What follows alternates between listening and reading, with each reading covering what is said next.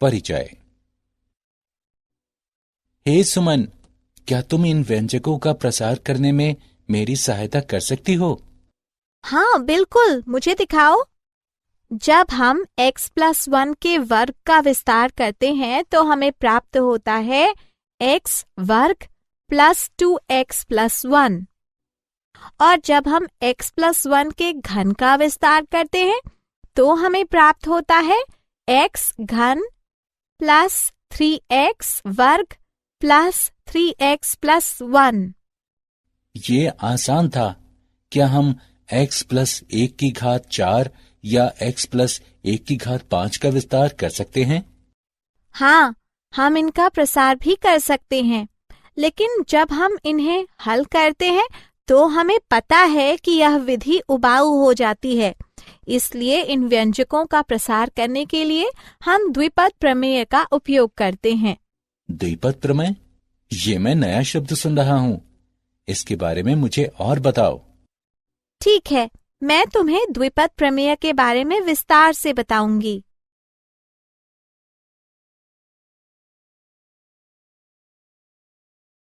उद्देश्य।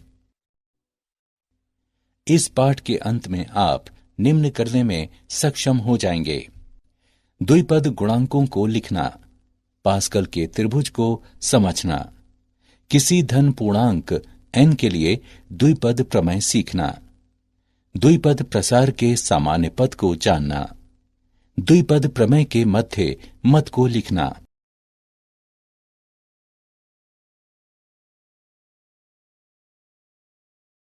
धन पूर्ण घातांकों के लिए द्विपद प्रमेय। कोई द्विपद एक ऐसा बीज गणितीय व्यंजक होता है जिसमें दो पद होते हैं। उदाहरण के लिए x प्लस y। हम द्विपदों की गुणा करने जा रहे हैं।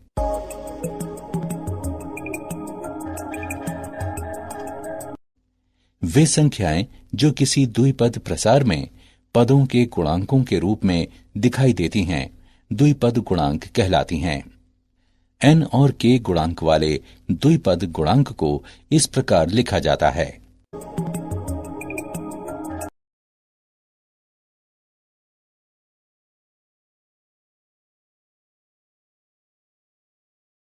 पास्कल का त्रिभुज। पास्कल का त्रिभुज सभी द्विपद गुणांकों को सूचीबद्ध करता है, जैसा कि नीचे चित्र में दिखाया गया है।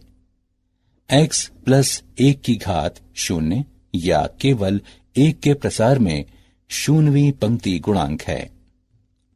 इसके आगे पहली पंक्ति से x+1⁵n के प्रसार में nवीं पंक्ति में n+1 गुणांक हैं। जैसा कि हम देख सकते हैं, पास्कल त्रिभुज में कुछ रोचक गुणधर्म हैं। त्रिभुज प्रत्येक पंक्ति के मध्य में सम्मित है, अर्थात NCR बराबर NCN घटा R।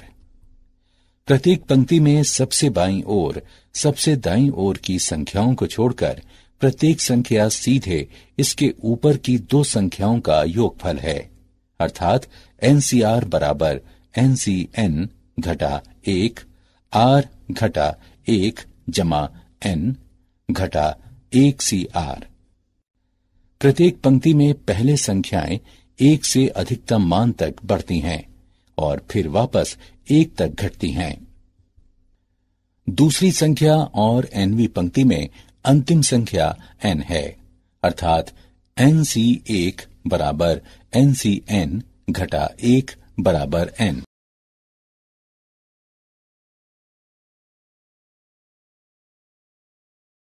किसी भी धन पूर्णांक n के लिए द्विपद प्रमेय। वह सूत्र जिसके द्वारा किसी द्विपद प्रमेय में किसी धन पूर्ण घात को एक श्रेणी के रूप में विस्तारित किया जा सकता है, उसे द्विपद प्रमेय कहते हैं।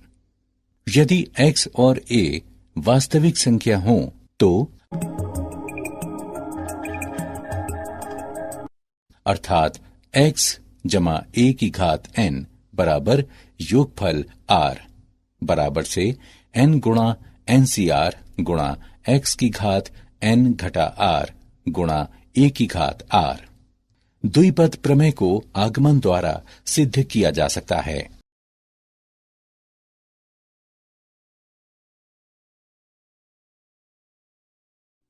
गुणधर्म। प्रसार में n जमा 1 पद हैं। प्रसार के किसी पद में x और y के घातांकों का योगफल n के बराबर होता है। द्विपद गुणांक आरंभ और अंत से समदूरस्थ हैं, क्योंकि NCR बराबर NCN घटा R। पद NCR गुणा x की घात n घटा R गुणा y की घात R प्रसार के शुरुआत से R जमा 1वां पद है। इसे सामान्यतः TR जमा 1 से निरूपित करते हैं और ये प्रसार का सामान्य पद कहलाता है।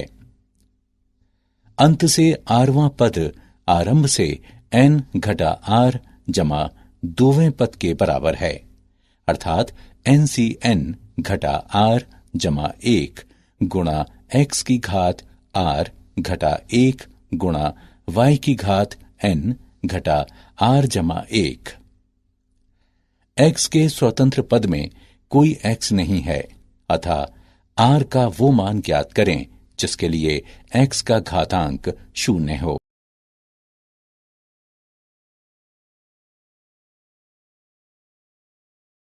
द्विपद प्रमेय का उदाहरण। उदाहरण a घटा x की घात n का प्रसार ज्ञात करें। हल। हम जानते हैं कि a जमा x की घात n बराबर a की घात n जमा n गुणा a की घात n घटा 1 गुणा x जमा n गुणा n घटा 1 बटे 2 फैक्टोरियल गुणा a की घात n घटा 2 गुणा x वर्ग और इसी प्रकार x की घात n तक। उपरोक्त प्रसार में x बराबर घटा x रखने पर हम प्राप्त करते हैं a की घात n घटा n गुणा a की घात n घटा 1 गुणा x जमा n गुणा n घटा 1 बटे 2 फैक्टोरियल गुणा a की घात n घटा 2 गुणा x वर्ग और इसी प्रकार घटा 1 की घात n गुणा x की घात n तक।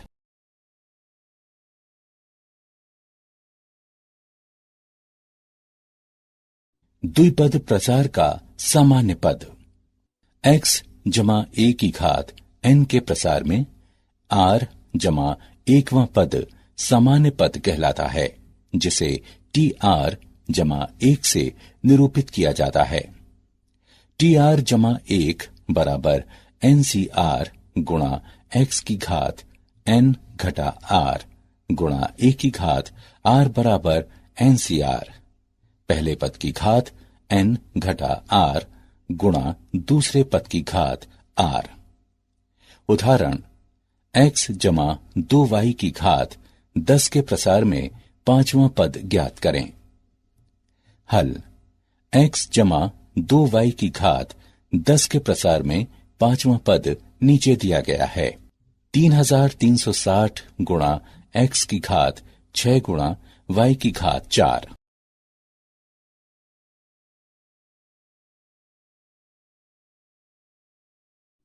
द्विपद प्रसार का मध्य पद। अब आइए द्विपद प्रमेय में मध्य पद ज्ञात करें। x जमा y की घात n। दो स्थितियां उत्पन्न होती हैं जो घातांक n पर निर्भर हैं। स्थिति 1, जब n विषम हो। द्विपद प्रमेय में दो मध्य हैं, n जमा 1 बटे 2वां पद और n जमा 1 बटे 2 जमा 1वां पद। स्थिति 2, जब n सम हो। जब द्विपद घातांक n सम होता है तो हम देख सकते हैं कि केवल एक ही मध्य पद होता है और ये Tn बटे 2 जमा 1 है। उदाहरण के लिए, यदि घातांक n बराबर 6, जो कि एक सम संख्या है, तो मध्य पद होगा Tn बटे 2 जमा 1 बराबर T6 बटे 2 जमा 1 बराबर T4।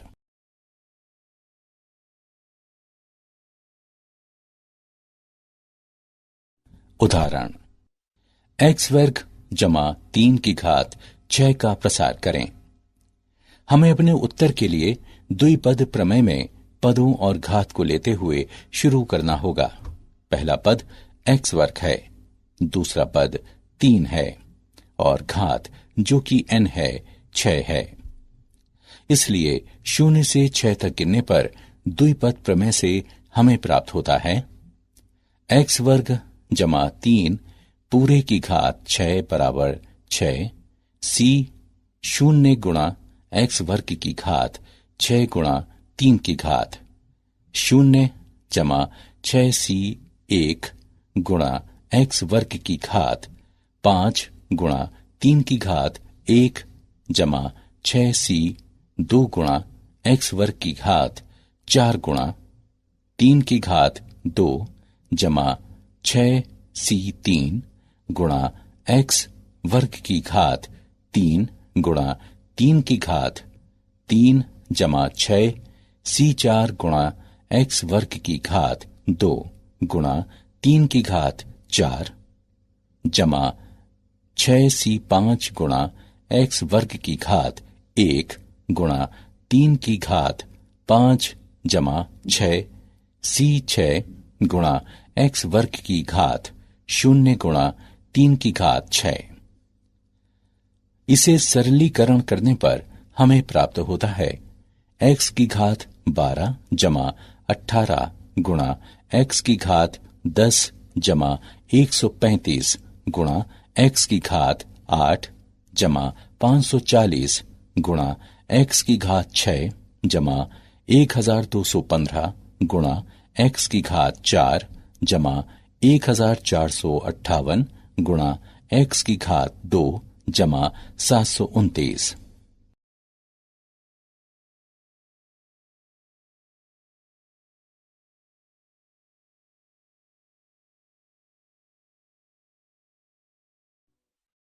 उदाहरण, 3x घटा 4 की घात 12 के प्रसार में पांचवां पद ज्ञात करें। हल, मान लें r बराबर 5, a बराबर 3x, b बराबर घटा 4, n बराबर 12। इन मानों को प्रतिस्थापित करने पर हम प्राप्त करते हैं 12c 5 घटा 1 गुणा 3x की घात 12 घटा 5 घटा 1 गुणा घटा 4 की घात 5 घटा 1। इसे हल करने पर हमें निम्न प्राप्त होता है 495 गुणे 6561 x की घात 8 गुणे 256 बराबर 83140 9920 x की घात।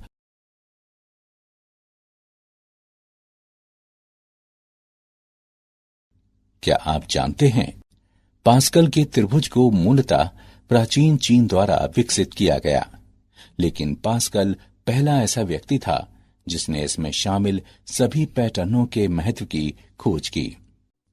लगभग 1544 ईसा पश्चात जर्मन गणितज्ञ माइकल स्टिपेल ने सर्वप्रथम द्विपद गुणांक शब्द का प्रयोग किया।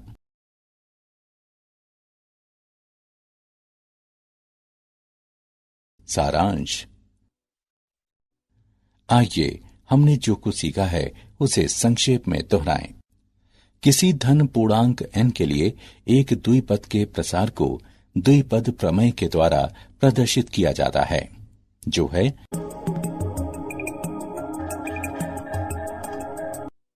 व्यंजकों के गुणांकों को एक क्रम में व्यवस्थित किया जाना।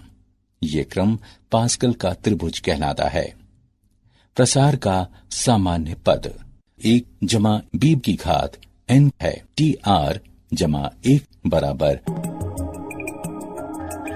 प्रसार में n सम हो तो मध्य पद 1 जमा b की घात n जमा 1 बटे 2वां पद होता है। यदि n विषम हो तो मध्य पद n जमा 1